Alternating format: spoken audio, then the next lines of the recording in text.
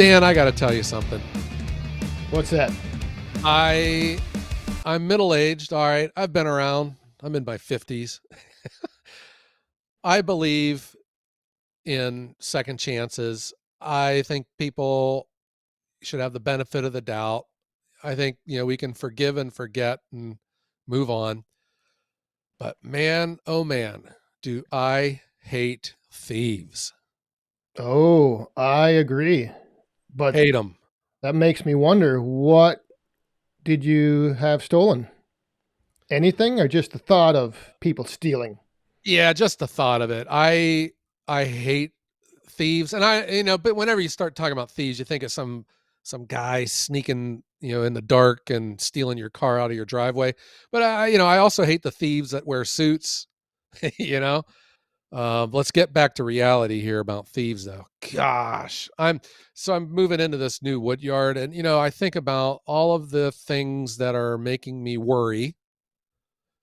You know, losing losing my shirt would be on that list.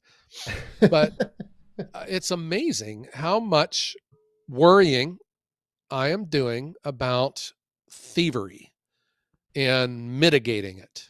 Oh, yeah, that would be a big concern with having all of your stuff there and you being away from it. Yeah, ugh, I just hate thieves. This could be just the beginning and the end of this episode. Everyone have a great day. So, yeah, it's just, Dan, what is it with you get this emotional attachment to your stuff. You've earned it. It's yours. And then there's just some turkey hiding under a tree, just waiting for you to leave so they can take it from you. Oh, Yeah, it's a concern I've had for many years now with my roadside stand. Obviously, people coming and taking bundled or wood without paying, and I've dealt with it a little bit. I've been pretty fortunate, I guess, to not have complete robbery done. Like, I would have instances where people take two bundles and pay for one. So, yeah. but I'm the same way when I leave town. Like, I always worry about, my equipment back in the wood yard. Like, it's not locked up. I don't, so yeah, there's always that thought of there's Oh, just it's that not. one person that just would ruin everything. Yeah. Yeah, that's on my mind. I'm moving to this new wood yard, and I just sense that I do not have the physical control of this space as I do where I currently have everything. And I am running my own calculus in my brain about what should be done, what must be done, and what might be done. I don't know. It's Ooh. hard. Yeah, I think I need to like chart this kind of stuff down. And there are some things that I've learned from my professional career to help me with this exercise. It's called the risk management matrix. Have you ever Ooh. heard of it? Have you ever heard of such a exercise? I have not, but it's very intriguing. Yeah, there is what you are looking at when you have something that you wish to protect. You look at two criteria. What is the probability of occurrence? And what is the impact of that occurrence? So you would rank your risk from low to high as in the probability of something happening. Like, um, high could be shoplifting or accounting error, you know, Yeah. uh, Yep. and Okay. that would be high risk. Low risk is earthquake or Martians, lawsuit. Okay, you would chart your risk somewhere on that continuum from low to high. And then you think about, well, if this were to happen, what's the impact? As in, is it just going to be an annoyance, or will this put me out of business?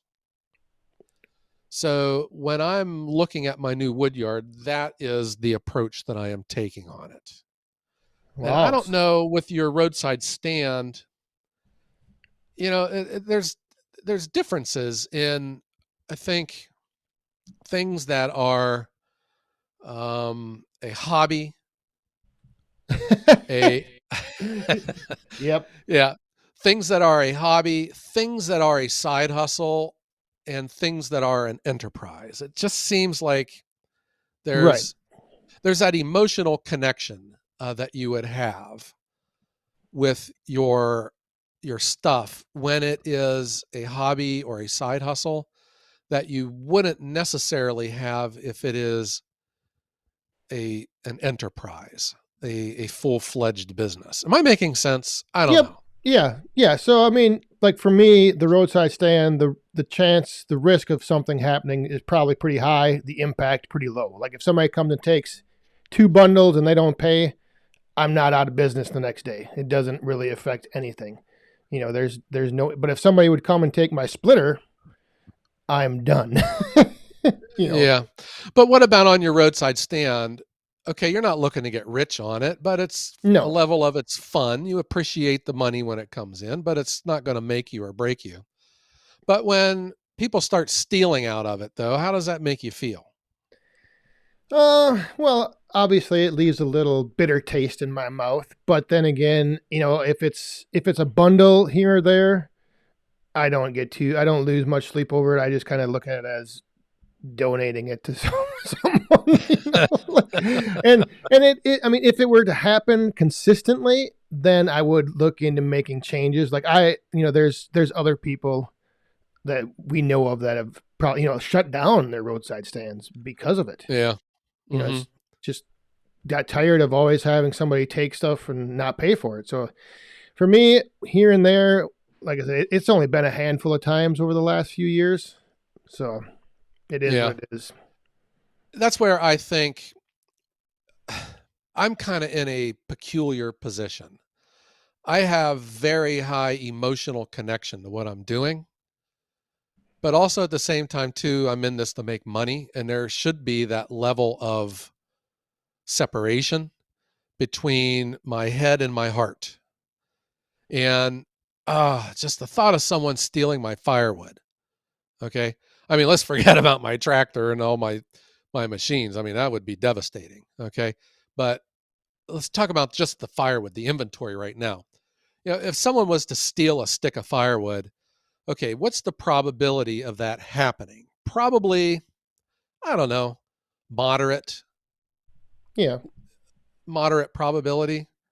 The location we have is excellent, but that's not to say that someone can't jump the wall and go help themselves. But then what is the impact? And I've made this comment a number of times before. What's a stick of firewood worth to you? I would say that when people are accusing a person of shorting them for firewood, which is unacceptable, in my opinion. If a person buys a quarter cord, they get a quarter cord. There you go. And so why short someone? Because what's that stick of firewood worth to you? And that's where, do you lose sleep over someone stealing firewood from you? And I can see it both ways. In a way, I would, because it's my stuff. I made it. It's none of your business. Stay away. But then I also think, you know what? Is it worth worrying all this? Because, you know, Yeah. at the What? end of the How? year, at the end of the year, what's even a cord or 5 cords of firewood worth to me? Yeah. And You what know? is that worrying preventing you from? If this would prevent you from moving into your new wood yard, would that be worth it in the end to limit your production, limit your possibilities over a few sticks of firewood? Yeah. And here is one of the things that's been on my mind, and it is about people who are considering starting a business. And I hear this a lot. And I want to walk you through my thought process of this risk management matrix. And it is involving, how many times have you heard someone say, ah, I'm not going to start a business because someone's just going to sue me and take everything? Yep. Okay. Yeah. There are people out there that have that fear of just getting sued and everything just disappearing, someone winning something in court. And here's how I want to start this. I want you, at your next opportunity, your local newspapers always post the torts, the lawsuits that have been filed in your local courthouse. That usually comes out weekly or sometimes monthly. It's called legal issues and other torts, something like that. Hmm. And you can see all of the lawsuits that have been filed in your area. And I want you to look at it and notice something. And what you're going to notice that somewhere close to 80% of all lawsuits were started by a corporation suing another corporation. Okay. And then the other stuff, I mean, there's a lot of tax stuff, the state suing a delinquent tax person. Yeah. But then there's not that very many of an individual suing another individual or an individual suing a company. Is it happening? Yes. But here's the rub, guys. It is not the big thing. I think that you get a lot of people in the news and lobbyists and corporations that are pushing tort reform, limiting how much a corporation has to pay out in damages. I think that's where you get into who's got all the money and who's rewriting the laws in their favor.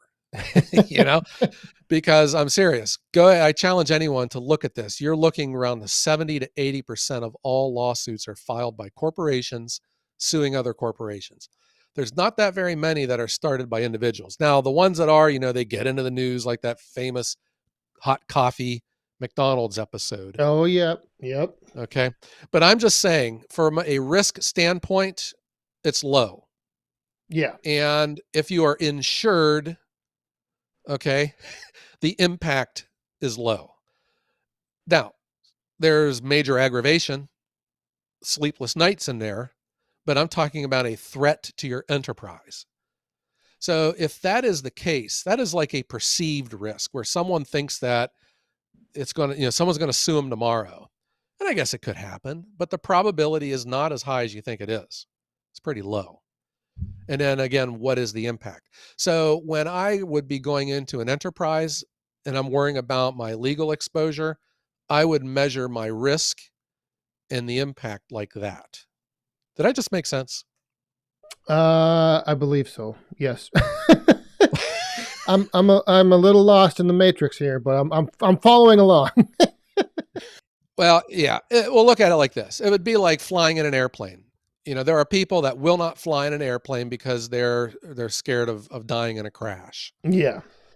But it's actually, you're at a much higher risk driving to the airport than you Right. are flying to your destination. It's just one of these counterintuitive ways that we view the world. And when I am wanting to start a business, I try to apply that discipline to what is my biggest risk. So lawsuits isn't it. I don't know if stealing my firewood is it either, because even if the risk of that is high, the impact is low. The things that you should be the most worried about would be things that are a high risk of occurring with a very high impact. And that's where I think you get into, like, your truck breaking down, Right. machines breaking down.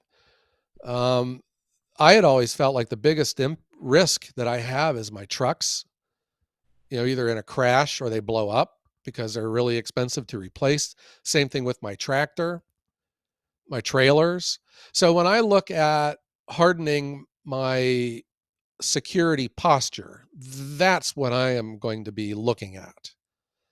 There are still things I can do to protect the firewood, but where I'm worried about is the machinery, the batteries, the fuel, The fuel. Yep. I was just going to say, yeah. Uh-huh. sh- Tires getting slashed, showing up one day at the new Yes. wood yard. Your tanks are empty, your tires are slashed, and something is missing. Like the engine is gone from the 405. Oh my gosh, that would be a major impact. Major impact. Okay, thanks, Dan. I'm adding that one to my list. Yeah. But man, oh man, why can't anything in life be easy? Why do we have to deal with thieves? Yeah. So what are your what are some of the things you're looking at doing to secure this new wood yard? Or haven't you fully decided yet? Have you I mean, I know you were Well, putting up those blocks and you're going to have a gate and I mean it seems like it's fairly I don't know, secure, but there's always like you said that one guy hiding behind a tree. yeah. Well, there is this thing called compartmentalization. So you begin with your outer perimeter, and then you can harden things on the inside of it as well. Kind of like a bank. You know, a bank has a door that locks at night, but then it also has a vault inside. Ooh, yes. Yeah. So I am probably looking at something like that to secure the low hanging fruit, the tractor. And so cameras obviously play a role. It's like a layered approach to your security, but it's not necessarily going to prevent it. And the proof is just get onto YouTube, get onto Facebook, and you can see all of these videos of crimes taking place, and they're taking place right on cameras because cameras No. don't deter theft. When I worked for that auto parts store, a national chain, we would have robberies in some tough stores, and you'd put the cameras in, and the robberies would continue. The Yeah. robbers, the thieves didn't really care about the camera. And then how many times do you even consider there is a camera? When you run a red light at an intersection. Put your hand down, Dan. Yep. When you don't even think that there's cameras. Or a lot of cars now have cameras in them. And for all you road ragers out there, do you ever consider that when you're, brake checking someone Yeah. Or that even, they that they have I a get camera? I get asked all the time if I have cameras, on my roadside stand. And yeah, I do, but what is it really in the end? What does it do? It gives me a video file of someone walking away with a couple bundles and they didn't pay. So what do I Yeah, do with that? What am I going to I'm going to, I lost $10 worth of bundles. Am I going to now try to go to, investigate this, take them to small claims like where does it, where does it end? right. What do you really get out of it? My 22-year career involved heavily with cameras. And I'm here to tell you, you never get that money shot that you think you're going to get. No. Never. I had, we put up cameras. We had employees that we thought were stealing in this one aisle because we were always finding empty boxes. And they were in the overstock bins that were under the shelves that only the employees had access to. So we put up cameras, and sure enough, there was a group of employees. And the moment they went down to steal, this lady comes right into the shot and completely blocks the shot, and she's like shopping for something else. And it's just the way it goes. Whenever you Yep. just need them to turn their head a little bit or put their hat up on their head a little bit more, you don't get it. Right. Yep. You just have a silhouette of the person that took your stuff. And you just have in your mind confirmation. Yes, somebody was there. Somebody stole it. Yeah. I think someone said that cameras keep honest people from stealing. Yeah, so okay, so yes, cameras definitely. Yep. Compartmentalization, I would call it, definitely. Exterior perimeter, oh yeah. Lighting, that's another one. Some people, there's not a consensus with lighting. Some people say that lighting actually makes it easier for the thieves to see at night, and Mm. and others say that it's kryptonite to a thief. They don't like lights. Yeah. Yeah, that's I never thought about that. I would have thought that lighting would be, kind of a deterrent. Like if your wood yard's all lit up, somebody walking into it, they're knowing that they're going to be seen by somebody somewhere, possibly. If, Yeah. Or how about like a strobe light that disorients people? And oh, then you can get a video of them throwing up because they've got They have vertigo from the tripwires, flashing and lights. yeah, I, booby traps, landmine. I think yeah, you could really get some fun Yeah. stuff. And then there's the new technology now, especially with smartphones, those tags, inventory tags that you can like, stick onto a Yep, machine. GPS tracking. Yep, yeah, Yeah, and then if it gets stolen, it can be tracked somewhere. So that's another thing to be looking at as well. The challenge with my new location is that there is not a building, that can be locked. closed and locked. So I'm probably looking at, and this is managing risk. So I've identified my moderate to high probability and impact, which is the tractor that needs to be protected. So I'm going to get one of the shipping containers. It's not perfect, but it certainly makes it inconvenient. It's not just stealing the tractor, but maybe cutting the converter off of it, or even Right. the trucks and stuff. You hear about people, they Yep. come in and hack off your converter. That's a big bill. Yeah. And I mean, I guess when you think of what people could take, like if stealing from your new woodyard, like I guess that's where would they, they're not going to obviously be able to, well, they maybe could, but like big pieces of equipment, they're probably not going to mess with that. It's like the little things, like if you had a saw or a picaroon or your toolbox, like those are the things I think would be your top, I don't know, items Yeah. that you might find missing. Well, you could even just go at a large category as theft because there's other types of risk. There's health, there's the Yep. economy, there's legislation. I mean, legislation's a good one. Different parts of the country have different levels of risk of an adverse law being passed. I think here in Ohio, it's very low. Yeah. So it's not on my radar. So I'm not going to worry about it. The getting into a crash, smashing my foot or breaking a leg. Okay. I think there's a moderate level of risk there. Hasn't happened, which would make you think it's low. I'm knocking wood here. but there again, I think those are also issues you look at, and do you get it into that category of if you worry about all that stuff, you're never going to get anything done because if you're worried that your truck's going to have a flat tire, then do you just not deliver firewood, or where do you eventually draw the line and say these are the absolute things I need to worry about? These are the things I'm concerned with, and then the rest Yeah. I'm going to I stash. guess there's always stuff's always going to happen. And it's just a matter of being resilient, fixing it, and moving on. But I'm looking at this as an enterprise risk assessment. And that's where, getting back to the roadside stand, I do not fault a person who is doing it for fun, because they like their neighbors, because they, um, want to provide a service to them and make a couple bucks on the side. I do not fault them that if someone's stealing out of it, that you say the heck with it, then I'm not going to do it.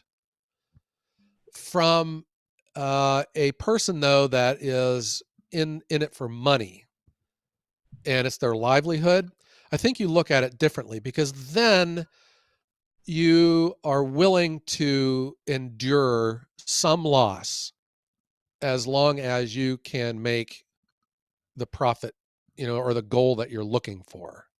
And you see, for instance, let's pick on the national retailers here as a comparison to a person with a roadside stand. For instance, I mean, name your national retailer. It doesn't matter what they're selling; they're all the same. I'm here to tell you. And what's the trend with these national retailers when you go to check out? You do it yourself. Yeah, self checkout. So here is the logic that these national retailers do. They know that when they go to a self checkout platform, that their loss, their shrink, and that's the term in the industry for unaccounted loss, they call it shrink. Their shrink is going to increase because they have self checkout, because it's going to be easier for people to get past the point of purchase without paying for it. You follow me? Yeah. Yep. Versus Yep. standing in line waiting for it to be rang out. They also know that people doing the self checkout are not trained as well. There an honest mistakes can be made and stuff gets out of the store without being paid.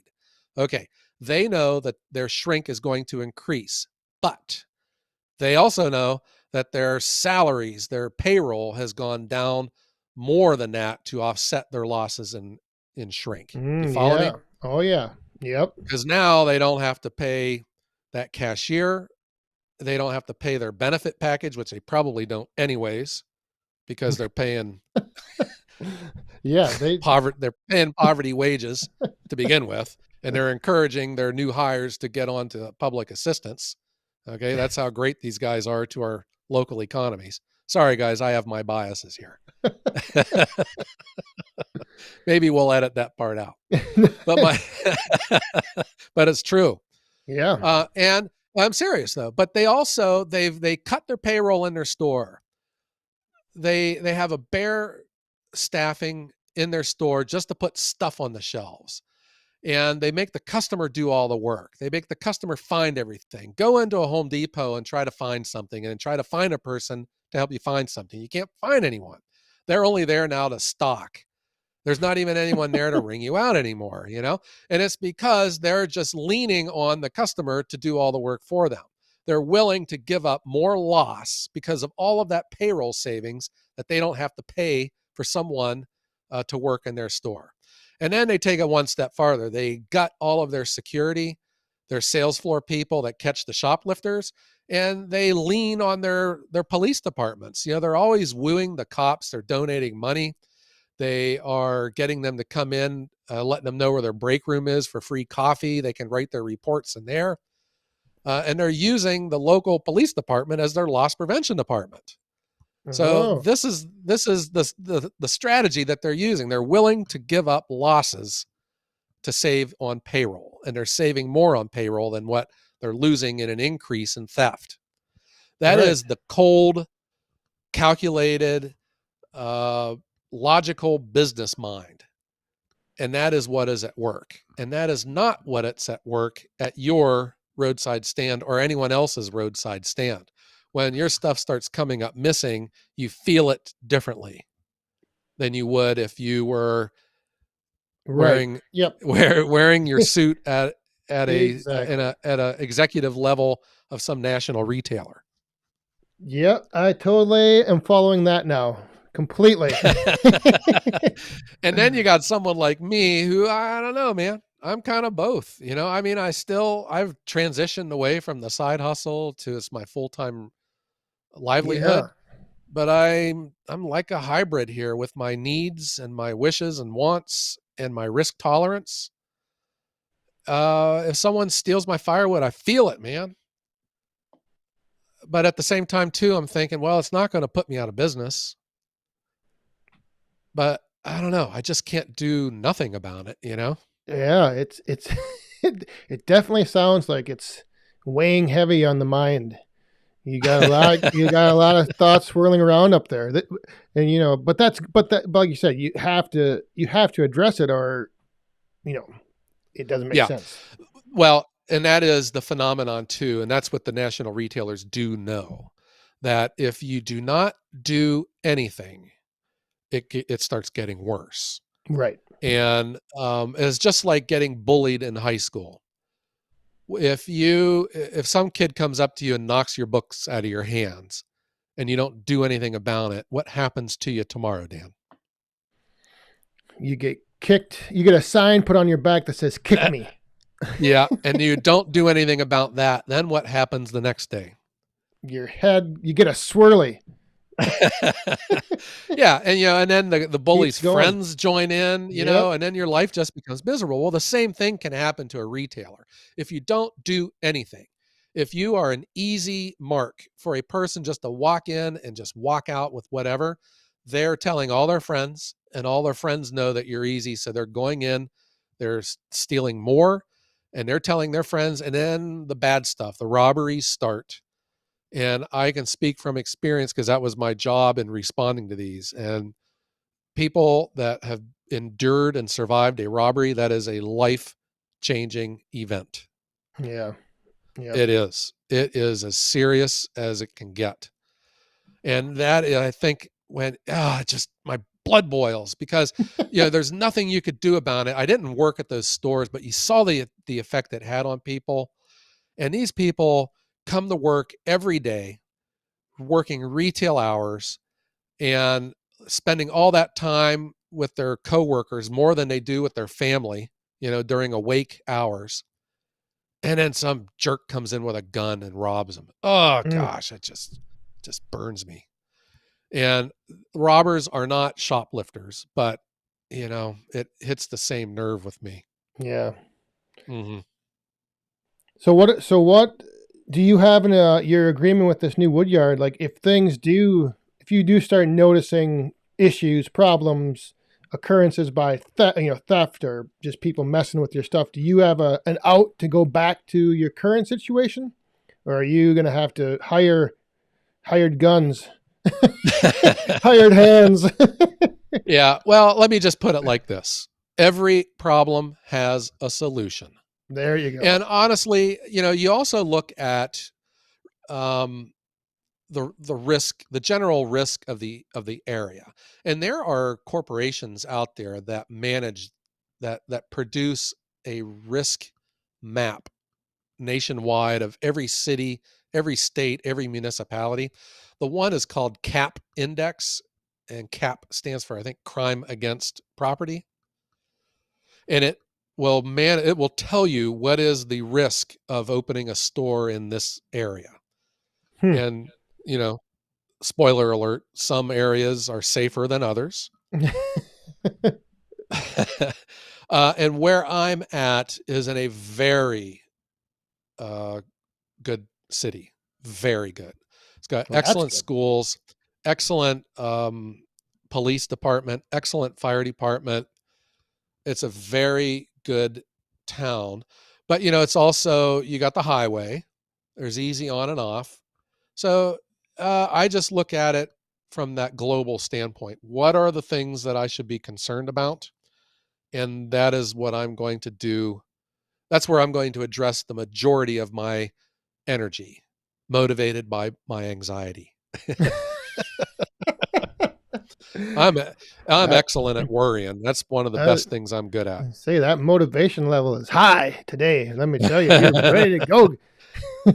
Yeah, well, I'm ready to go because I'm excited about this location. Oh my gosh, can't wait. Yeah, Yeah, it is. I still pinch myself. I can't believe this is happening. I really can't. I'm really looking forward to coming down and seeing it, getting it all set up. Should I what? How many forms of ID will I need to show the bouncer to get in through the gate? No, we use a retinal scan, so you're Retinal. good. Okay, good. That'd be perfect. But no, you've got a big doings happening here. You got what, the open house you're going to be having? Yes, time and time and date to be determined, but it Ooh, is looking like it's going to be the last weekend in April because May 1st is a Monday. okay. All right. Um, and then, there's a lot of moving parts, man. I got to assemble a crew to help me move this stuff. I got to have the machine rented to pick up that 405 because it almost weighs 5,000 pounds. And we got to move that cleaner and the live deck. So and the Easton made well, that pulls on the hitch. That's easy. So there's a Easy, lot that needs to easy, be done. easy. Check, check, check. Yeah. All that's like one day. One day, no problem. Well, with the right crew, it can be. Yes, I Uh-huh. think you can assemble.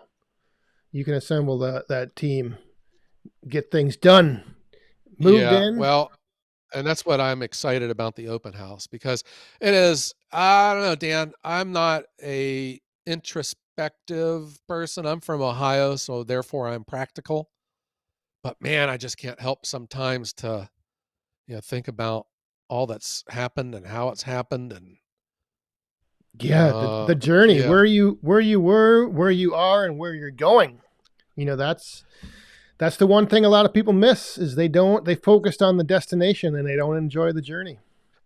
Yeah, being an ex-baseball player though, it's trained me. You try to you don't want to jinx yourself, so you don't Yeah. brag. You don't want to brag. You don't want to talk about stuff that hasn't happened yet. Well, then we should not be talking at all about any of this theft and vandals and problems because it's not, just keep it out of your mind. Don't even think about it. And Yeah. Well, that is still what I thought could be something to discuss oh, yeah, about I know. calculating your risk. And I would tell this is a skill, or not a skill. This is a technique that you can apply to anything. You can just apply it to your life, where you're living, your house and stuff. You make your X and Y axis. Do you understand what that is? Yes. The Yep. Okay, the line that goes from left to right, and then the one that goes up and down.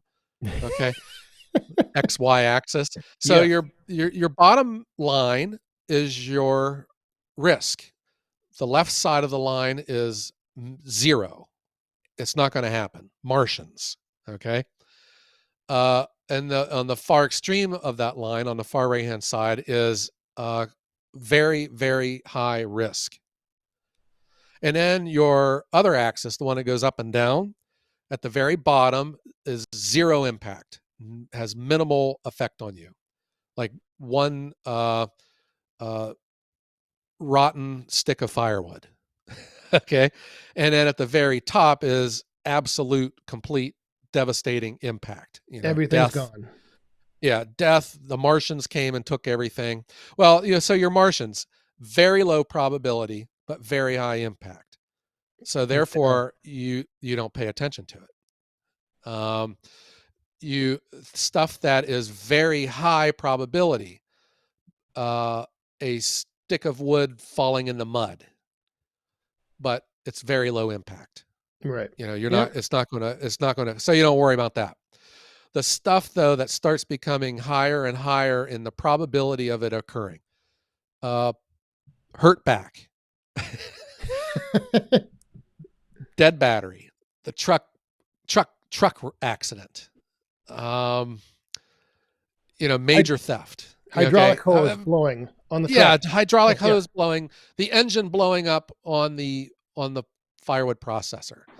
the the axis disintegrating into a pile of orange dust. Okay, very that's very low probability. That's not a good example. So you start thinking about what are the things that have a very high chance of happening and that would have a major high impact on my business. And that's what I start zeroing in on: the truck and the tractor.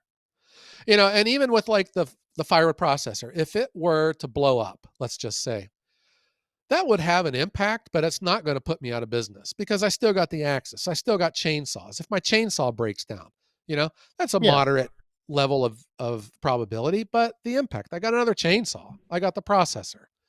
The things that are high impact to me: tractor and the trucks and the trailers. Yeah. For instance, what if I get some infestation, like the termites eat up all my inventory, or there's a fire? Okay. That's a probability of risk. That would be high impact because holy cow, all my firewood's gone. But I mitigate that because I got two other people. There used to be three, but I got two other people that make firewood for me that I got out at their place. So it's not like I don't have anything. And I could go out and buy firewood if I needed to. Yeah. You could keep So going. You could recover, keep yeah. going, moving Yep. forward. Yep. Yeah. Like lawsuits. I'm just saying, there is a probability, but I don't think it's as high as what people leads No. wants themselves to believe. Yeah. And if you got insurance, then that makes the impact go down. Like a good neighbor, Yes. State Farm is there. You got it. So that's on my mind. So that is called your if you are a worry wart like me, if you lay asleep at night and you're worrying about,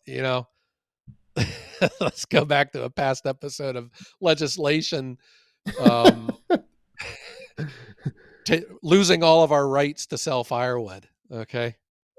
Come on. That's low probability. It'd be high impact, but it's low probability. Right. But I think it does, it does give a nice little perspective into people who maybe are out there, like you mentioned, either starting a firewood business or expanding their firewood business, to look into stuff like that and to think about and be aware of it, because it could be Yep. a big impact to the direction you want to go with your business. Especially if you have a limited budget. And if you can't buy a shipping container and cameras because you just don't have the money, that logic will tell you which one you should put your money towards. Yep. Especially when you realize that cameras really don't get you a lot. Well, then maybe you better put your money into the shipping container or a better fence or better locks, Right. electric fence, razor wire. Or buy two shipping containers, lock one, don't lock the other, because what isn't locked, then that's what they'll go into. And then have like a couple cases of water or something, just. That's very true. When I lived in Memphis, I was in graduate school. We had to go tour a juvenile facility. And when we drove up to it, the first thing that you notice was there's no fence, because all the prisons have fences and razor wire, multiple fences. This one didn't have any fence. And the guy said that when we had fences, the kids were always breaking out. They'd jump the fence and leave. So we took down the fences and all the kids quit trying to break out. Simple solutions. Right. Yeah, I think there's something about that too, with like, there was a study I saw somewhere, some statistics about the number of cars that get broken into. The ones that are unlocked, people leave alone, or the ones that are locked, that's what people they break the windows out of. Yeah, well, I can speak from experience there. Well, I lived in this apartment complex in Memphis, and I had an 88 Ford Escort, and everyone was getting their cars broken into. Windows are getting smashed all the time. My car never got touched. It was always just left unlocked, and it was always on empty too, so no one was going to steal it. They wouldn't get far Yeah, if they did. yeah, yeah. Yeah. All right, Dan. Well, that was on my mind. I hope that made sense. It's hard to I need to draw a diagram to make it make more sense. But I'm just saying, look at whatever it is, guys, and calculate what's the probability that it's going to happen. And then if it does happen, what is the impact to your life? Is it minimal or is it the end of the world? Yeah. And then allow that to be your decision making instead of just anxieties that you pick up from watching too much TV or hearing too many horror stories in the news. Or Just listening to apply podcasts on firewood. it. Oh gosh. Oh, no, I think it was a good, nice little discussion today. It's like I said, it's something that probably a lot of people don't think a lot about, and Yeah, I think so. it's important. Yeah. All right, Dan. Well, what do you say? Let's strike up the band. I need to get out of here. I got work to do. Yeah, sounds good. Let's do it. Thanks again, everyone, for tuning in to another episode of the Woodhounds podcast, right here on your favorite podcast platform, whatever that is. It don't matter. You can find us everywhere. Yeah, and don't forget, guys, check out where you can give us a rating. We would prefer it to be 5 stars, but be honest and let us know what you think. And I want to wish for everyone to stay Safe, and be cool, and have a great day.